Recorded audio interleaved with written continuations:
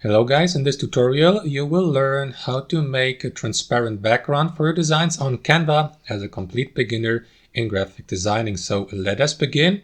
Start by heading over to Canva, of course, and by logging into your account.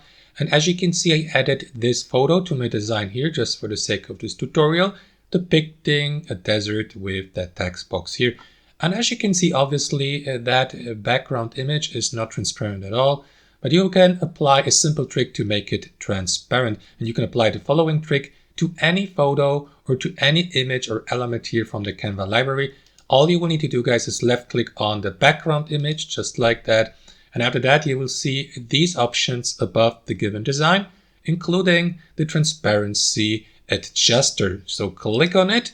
And after that, simply adjust the transparency of your background image, just like that, by moving that slider to the left.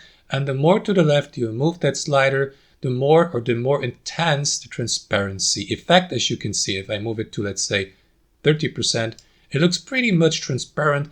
And just to prove to you guys that this works with any photo, let me delete that background image here.